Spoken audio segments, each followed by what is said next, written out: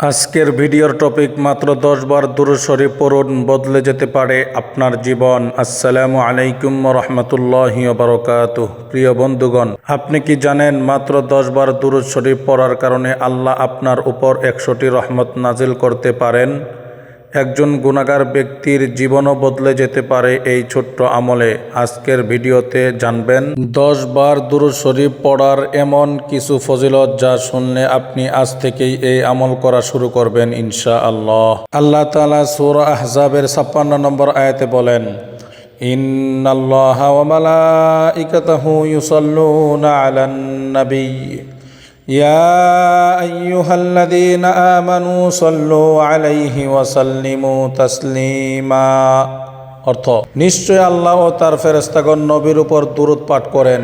হে ঈমানদারগণ, তোমরাও তার উপর দুরূদ ও সালাম পাঠ করো। সহিহ মুসলিম শরীফের 408 নম্বর হাদিসে রাসূল সাল্লাল্লাহু আলাইহি সাল্লাম বলেন, মান সাল্লা আলাইয়া ওয়াহিদাতান সাল্লাল্লাহু আলাইহি আশরান।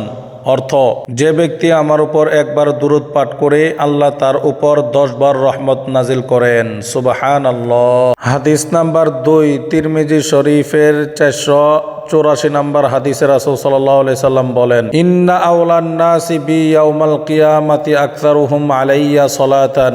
অর্থ, কিয়ামতের দিন আমার সবচেয়ে নিকটবর্তী হবে সেই ব্যক্তি যে আমার উপর সবচেয়ে বেশি দুরূদ পাঠ করেছে। সুবহানাল্লাহ। তাই বেশি বেশি দুরূদ পাঠ করুন নবীর নিকটবর্তী হতে চাইলে। প্রিয় বন্ধুগণ, যারা শেষ পর্যন্ত ভিডিও দেখবেন তারা আজ থেকেই অন্তত 10 বার দুরূদ পড়ার নিয়ত করে যান।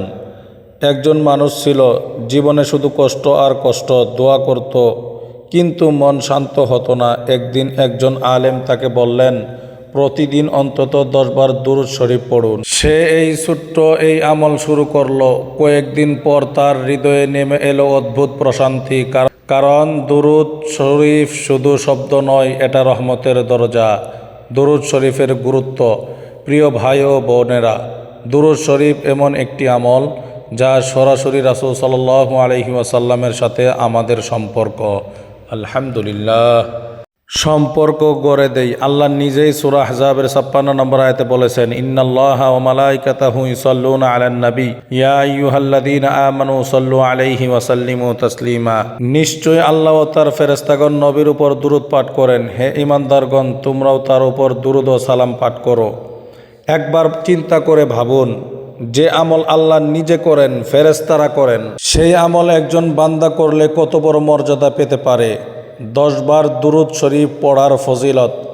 রাসূল সাল্লাল্লাহু আলাইহি ওয়াসাল্লাম বলেছেন, যে আমার উপর একবার দুরূদ পাঠ করে আল্লাহ তার উপর 10 বার রহমত নাজিল করেন। সুবহানাল্লাহ।